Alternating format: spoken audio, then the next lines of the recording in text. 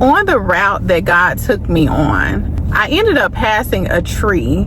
It was massive. It was like a big tree stump, and it was uprooted. And it really made me slow down. It was so big, and I just could not stop thinking about it. I thought to myself, how does something so big like that fall? And so with the way my brain works, I started doing some research. And so I found out that roots grow outward more so instead of deep. Okay, so most tree roots are not that deep. They're usually in about 6 to 24 inches of soil. So instead of growing deep, many trees grow wide.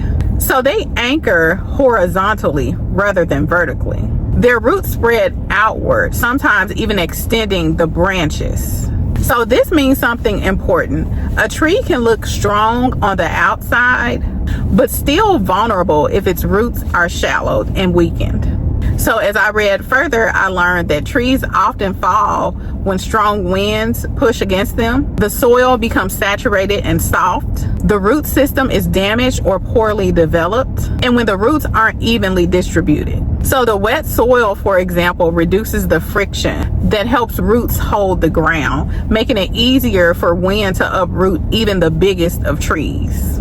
That made me think deeper, okay? How many of us look strong on the outside, but we're rooted in things that cannot hold us when life gets difficult?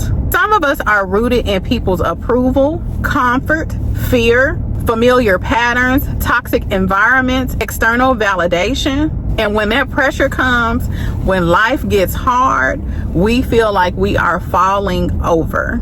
And it's not because we're weak, but it's because what we're rooted in cannot sustain us. But when you're rooted in God, everything changes.